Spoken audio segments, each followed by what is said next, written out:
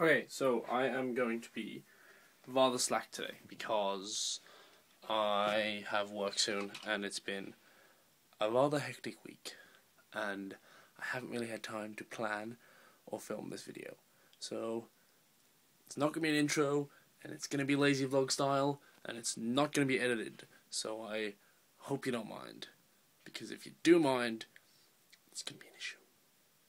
So we're talking about today, this week, apparently, adaptations and favourite adaptations for books.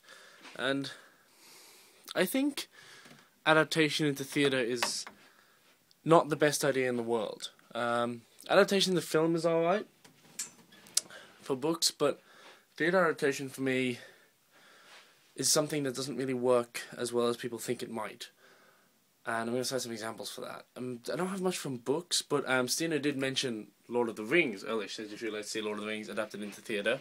And I'm going to say that it has actually been adapted into theatre before. And I've seen bits of it on YouTube, and it wasn't so good. It didn't do very well at all. It was a little bit cheesy and generally rather not good. So yeah, that's point loss for the adaptation to theatre from books. More off the top of my head I can't think of, but adaptation from film and TV into theatre as well can prove a bit disastrous. Possibly even more so than with books. The light keeps getting in the way! Stop. Possibly even more so than books, because film and TV to theatre. Film and TV have resources the theatre, no matter how much special effects budget it has, cannot hope to ever achieve. So when you're filming film TV, you're able to take things slow and make sure that nothing goes wrong and all that kind of thing. And the two examples that I'm going to cite are two of my favourite cultish musicals from film and television, which is the Buffy musical, Once More Feeling, and Joss Whedon's other musical, Dr. Horrible Sing-Along Blog. Now, both of these were adapted to stage before, and I've seen both of them in their full entirety on stage before. And to be... oh god, they're awful. It's just not good on stage. Dr. Horrible's particularly, because it's a video blog, is what it's about. It probably should be on video for most of it. So on stage it doesn't really work. And there's a certain degree, you do things differently on theatre than you do on stage. So I don't think, especially films to musicals on theatre, musical films to musical theatre, should happen.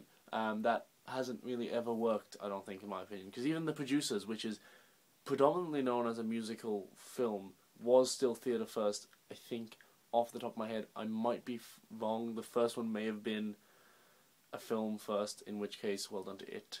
It pulled it off very well, because The Producers is one of my favourite movie musicals and one of my favourite stage musicals.